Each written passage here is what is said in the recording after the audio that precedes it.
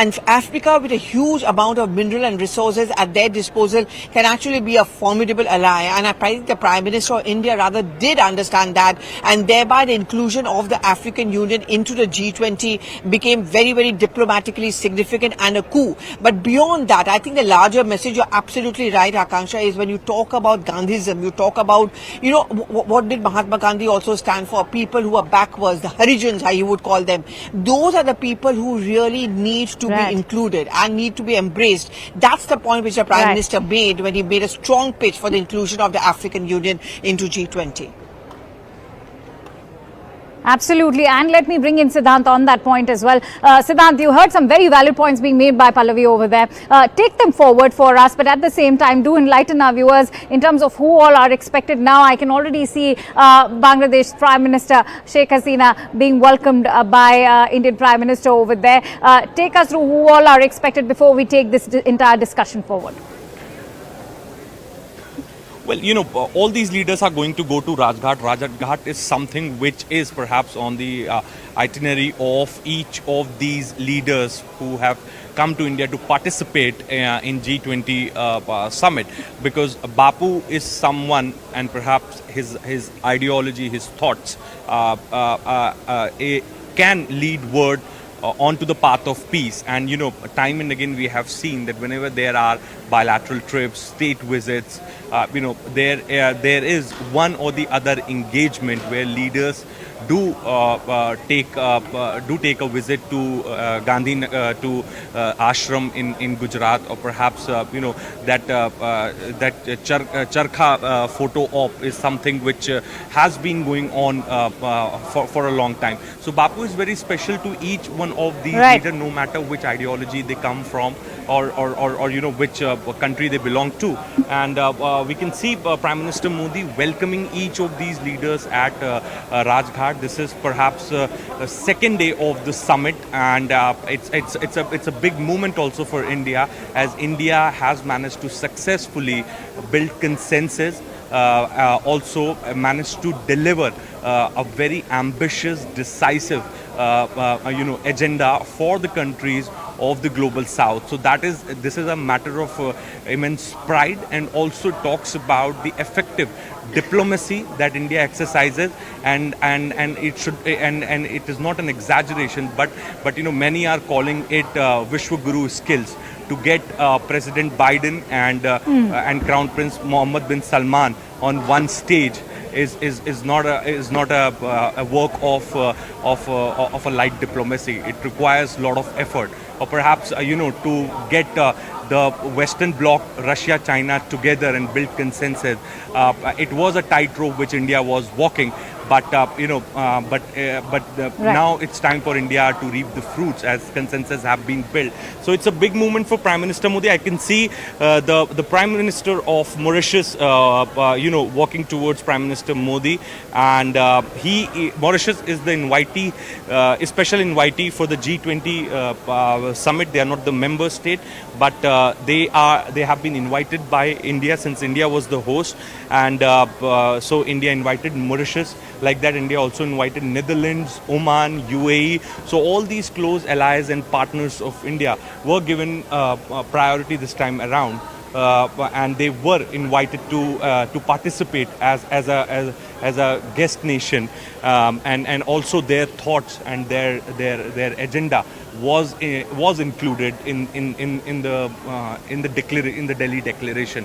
So and that's interesting, because Siddhant, that is India's way of in fact emphasizing on inclusivity. Pallavi, if I could come back to you, as you were hearing what Siddhant was saying, we are seeing the Mauritian Prime Minister right now also being welcomed. India's way of emphasizing on the idea of inclusivity, not just by the theme of Vasudev Kutumbakam, but also the way the Prime Minister has warmly welcomed heads of states, especially of emerging nations, of underdeveloped nations. The message is loud and clear that the global south, that the emerging nations, the mantle is now with them.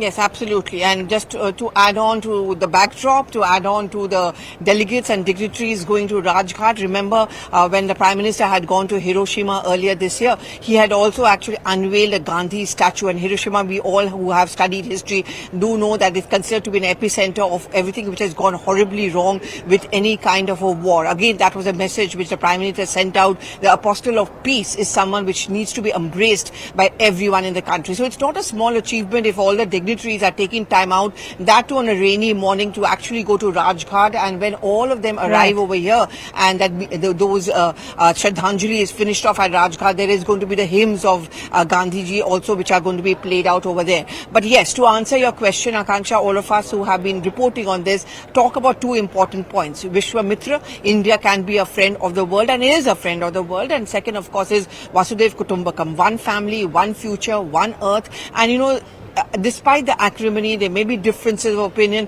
In fact, when I was speaking to the spokesperson of the South African president upon the inclusion of the African Union, he said, you know, the point is that there are many differences amongst all of us. It's not possible to be on the same page. But at least the fact that India thought of us, thought of at least all those 55 countries in one of the largest continents, that is a big achievement. That goes on to show that India actually thinks of the world as one. And I think we leave behind this presidency as we pass it on to Brazil. We are going to put a lot on their shoulder because they'll have to take on this message across in the next coming days and years that, you know, if India can do it and India has given this message to the world, you really need to protect and preserve this as well.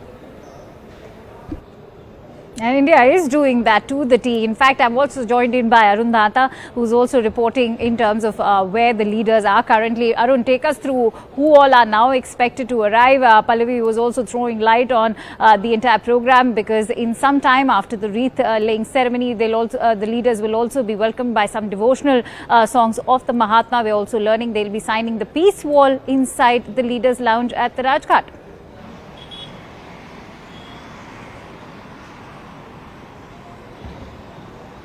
Well, see, Arun, can you hear me? We are told that the Deputy Prime Minister of Oman has arrived at Rajghat to pay his respect to Mahatma Gandhi, and we are also seeing that Bangladeshi Prime Minister Sheikh Hasina has also arrived at Rajghat to pay, of course, homage to Mahatma Gandhi and to lay a wreath. And also, we are seeing that Egyptian President is also there at Rajghat, and of course we are expecting many other G20 leaders to reach Rajghat to pay their respects to Mahatma Gandhi. And we have seen that how Mahatma Gandhi is revered globally.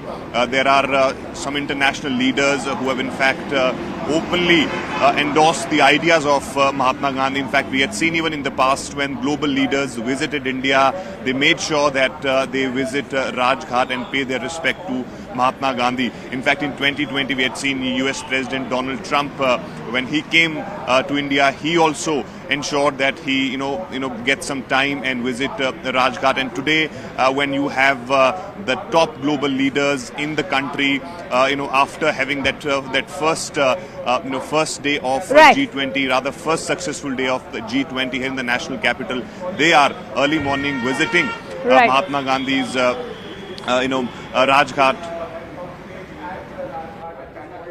Absolutely. Siddhant, if I could bring you in on this, we've been seeing all of those leaders queue up at Rajghat, something that even Arun was highlighting, the fact that the leaders, it's almost an unspoken understanding that if they pay a visit to India, whether it's an informal visit or a state visit, it's almost taken for granted that there will be a visit being paid by them to the Rajghat. And today, at a very crucial and significant moment for India's presidency as the G20 leader of the entire summit, when we see all these leaders, whether that of the G7 or the global north or global south, what is the message being sent out when you see the massive grouping, leaders and delegates and heads of state of all of them turn up in full force at the Rajghat?